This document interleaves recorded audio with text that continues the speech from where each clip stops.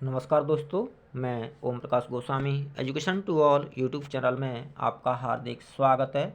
इस वीडियो में आप द्वितीय आवधिक परीक्षा यानी PT2 एग्ज़ाम 2022-23 क्लास 8 हिंदी का पेपर देखेंगे, जो कि 40 मार्क्स का और 1 घंटा 30 मिनट का होता है। पेपर में सबसे पहले एक गद्यांश दिया गया है, जिस पर आधारित एक एक अंक के 5 प्रश्न पूछे गए हैं। दोस्तों, गद्यांश आप इस तरह से हल कर सकते हैं। पहले गद्यांश को पढ़ें एक बार, उसके बाद उस पर आधारित प्रश्नों को पढ़ें और प्रश्नों को पढ़ने के बाद एक बार फिर से ध्यानपूर्वक यदि गद्यांश को पढ़ा जाएगा तो निश्चित रूप से उससे संबंधित प्रश्नों को हम अवश्य हल कर पाएंगे। गद्यांश देखिए, बहुत ही सुंदर सा गद्यांश है। एक बाप ने बेटे को भी मूर्ति कला सिखाई। दोनों हाट यानी बाजार में जाते और अपनी अपनी मूर्तियां बेचकर आते। बाप की मूर्ति 1.5-2 रुपये में बिकती, पर बेटे की मूर्तियों का मूल्य केवल 8-10 आने से अधिक न मिलता। हाट से लौटने पर बेटे को पास बैठाकर बाप उसकी मूर्तियों में रही त्रुटियों को समझाता और अगले दिन उन्हें सुधारने के लिए कहता। यह क्रम वर्षों तक चलता रहा।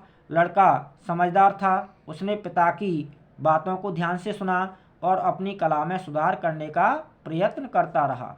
कुछ समय बाद लड़के की मूर्तियां भी 1.5 रुपये में बिकने लगीं। बाप भी उसी तरह समझाता और मूर्तियों में होने वाले दोषों की तरफ उसका ध्यान खींचता। बेटे ने और अधिक ध्यान दिया तो कला भी और अधिक निखरी। मूर्तियां 5-5 रुपये की बिकने लगीं। अब इस पर आधारित प्रश्न देखिए। पहला प्रश्न, बाप और बेटे कहाँ पर मूर्तियां बेचने जाते? हाट यानी बाजार में, हाट में। बेटे की मूर्ति का मूल्य पहले कितना मिलता था? 8-10 आने। हाट से लौटने के बाद बाप बेटे को क्या समझाता था? उसकी मूर्तियों में रही त्रुटियों यानी कमियों को समझाता। कुछ समय बाद लड़के की मूर्ति कितने में बिकने लगी? 1.5 रुपये में बिकने लगी। अंत में लड़के की मूर्ति अधिक मूल्य की क्यों बिकने लगी? अधिक ध्यान देने से मूर्ति कला में निखार आने के कारण। दूसरा प्रश्न देखिए, जिसमें एक पठित काव्यांश यानी पद्यांश दिया गया है, जिस पर आधारित एक एक अंक के 5 प्रश्न पूछे गए हैं। जो काव्यांश है वो सुदामा चरित पाठ से लिया गया है, जिसके कवि नरोत्तम दास हैं। काव्यांश देखिए। शीस पगान झगा तन में प्रभु, जाने को आए बसे के ही ग्रामा। धोती पठीसी लटी दुपटी, और उपाय उपानहु को नहीं सामा। द्वार खड़ो द्विज दुर्बल एक, रहो चकिसों वसुधा अविरामा। पूछत दीन दयाल को धाम, बतावत आपनो नाम सुदामा। प्रश्न देखिए इस पर आधारित। पहला प्रश्न, प्रस्तुत काव्यांश में सुदामा की दशा को कौन किससे बता रहा है? तो द्वारपाल भगवान श्री कृष्ण को बता रहे हैं। सुदामा की क्या वेशभूषा है? धोती फटी हुई है, पैरों में जूते नहीं हैं यानी नंगे पैर हैं, सिर पर पगड़ी नहीं है, तन पर समुचित कपड़े यानी वस्त्र नहीं है। सुदामा किसे देखकर आश्चर्यचकित हो रहे हैं? भगवान श्री कृष्ण के सुंदर सुंदर महलों को देखकर आश्चर्यचकित हो रहे हैं। सुदामा किसका पता पूछ रहे हैं? भगवान श्री कृष्ण का। प्रस्तुत काव्यांश किस पाठ से लिया गया है और इसके कवि कौन है? तो सुदामा चरित से लिया गया है और कवि नरोत्तम दास हैं। अगला तीसरा प्रश्न, जिसमें बसंत बाग 3 के पाठों पर आधारित प्रश्न पूछे गए हैं। पहला प्रश्न, चोरी की बान में हौजू प्रवीणे, उपयुक्त पंक्ति में कौन किससे कह रहा है? तो श्री कृष्ण सुदामा से कह रहे हैं। इस कथन की पृष्ठभूमि यानी भगवान श्री कृष्ण और सुदामा के जो गुरु थे वो संदीपनी थे। दोनों ने ही, भगवान श्री कृष्ण और सुदामा ने गुरु संदीपनी के आश्रम में रहकर उनसे शिक्षा प्राप्त की थी। जब वो शिक्षा प्राप्त कर रहे थे गुरु के आश्रम में रहकर, गुरुकुल में रहकर, तब गुरु माता ने एक बार सुदामा और श्री कृष्ण को चबाने के लिए चने दिए थे सुदामा को कि दोनों खा लेना, और जंगल में लकड़ी लेने गए थे। लेकिन सुदामा ने वह चने अकेले ही खा लिए थे, श्री कृष्ण को नहीं दिए थे। उसी तरफ यहाँ भगवान श्री कृष्ण द्वारा संकेत किया गया है और यह श्री कृष्ण द्वारा सुदामा जी से कहा गया है। अगला प्रश्न, सुदामा की दीन दशा देखकर श्री कृष्ण की क्या मनोदशा हुई? आंखों से अश्रुधारा बहने लगी, यानी आंखों से आंसू बहने लगे और बिना पानी के ही अपने आंसुओं से ही सुदामा के पैरों को धो दिया। अगला प्रश्न, साइकिल आंदोलन से पुट्टुकोट्टई की महिलाओं के जीवन में कौन कौन से बदलाव आए? तो सबसे पहला बदलाव आया कि पुरुषों पर महिलाओं की निर्भरता खत्म हुई, वह आत्मनिर्भर बनी। अब बच्चों को विद्यालय या कॉलेज छोड़ना है तो वो साइकिल से छोड़ सकती थीं।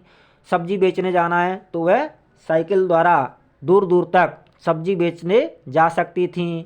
कॉलेज विद्यालय साइकिल से जा सकती थीं। पुरुषों पर उनकी निर्भरता पूरी तरह खत्म हो चुकी थी, वह आत्मनिर्भर बन चुकी थीं और ऐसा करने से समय और पैसे दोनों की बचत होने लगी।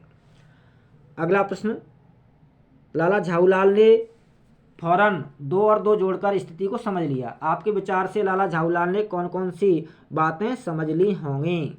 तो जो लोटा लाला झाऊलाल के हाथ से लोटा गिरकर अंग्रेज के सिर पर गिरा था, तो उन्होंने समझ लिया कि लोटा किस तरह से गली में दोनों तरफ बने मकानों के छज्जों से दीवारों से टकराते हुए किस प्रकार अंग्रेज के पैर पर गिरा होगा और उसके अंगूठे में चोट आ गई। उन्होंने स्थिति को समझ लिया कि लोटा किस तरह से गली के दोनों तरफ बने हुए मकानों की दीवारों से टकराया हुआ, छज्जों से टकराया हुआ और किस प्रकार वह अंग्रेज के सिर पर से गिरते हुए पैर के अंगूठे पर गिरा होगा। इस स्थिति को समझ लिया लाला झाऊलाल ने। अगला प्रश्न, भारत की खोज पाठ्यपुस्तक पर आधारित हैं। एक एक अंक के 5 प्रश्न हैं। पहला प्रश्न, गणित शास्त्र में किनका महत्वपूर्ण योगदान रहा है? आर्यभट्ट, ब्रह्मगुप्त, भास्कराचार्य। 7वीं शताब्दी में हर्ष के शासनकाल में कला और संस्कृति का केंद्र कहाँ था? उज्जैनी, जिसे आज हम उज्जैन कहते हैं। भारत में इस्लाम एक धर्म के रूप में कैसे आया था? इसका आंसर आप पुस्तक से स्वयं खोज सकते हैं। महमूद गजनवी कौन था? तो महमूद गजनवी एक तुर्क था जो अफगानिस्तान का सुल्तान था, जिसने भारत को कई बार लूटा, आक्रमण किए और आक्रमण करने के बाद राजाओं को पराजित करने के बाद आक्रमण करने के बाद जो भी राज खजाना मिलता, सोना चांदी, उन सबको खजाने को लूट करके ले जाता था। तो अफगानिस्तान का सुल्तान था जो तुर्क था और जिसने भारत पर कई बार आक्रमण किए, भारत को लूटा। अगला, हिंदू धर्म पर कबीर व गुरु नानक जैसे समाज सुधारकों का क्या प्रभाव पड़ा? तो दोनों ही संतों कबीरदास और गुरु नानक जी के विचारों का समाज पर सकारात्मक प्रभाव पड़ा और उसके सकारात्मक बदलाव आए। दोनों ही संतों के विचारों, उनकी सुंदर सुंदर वाणियों का, सुंदर सुंदर विचारों का समाज पर सकारात्मक प्रभाव पड़ा। अगला प्रश्न, भाषा की बात यानी ग्रामर से रिलेटेड, सुदामाचरित कविता से एक अतिशयोक्ति अलंकार का उदाहरण लिखिए। तो पानी परात को हाथ छुओ नहीं, नैनन के जल सौ पग धोए, यह अतिशयोक्ति अलंकार का उदाहरण है। अगला, अनु और परे उपसर्ग से एक एक शब्द बनाइए। तो अनुशासन, पर्यावरण, इस तरह से आप कोई भी एग्जाम्पल लिख सकते हैं। एक और, बाला प्रत्यय से एक एक शब्द बनाइए। सामाजिक, दूध बाला, इस तरह से आप लिख सकते हैं। अकबरी लोटा कहानी से 2 मुहावरे आप स्वयं लिख सकते हैं खोजकर। अगला, छठा जो प्रश्न है, समय के सदुपयोग तथा अथवा ग्लोबल वार्मिंग पर अनुच्छेद लेखन से संबंधित है, जो कि 5 अंक का प्रश्न है।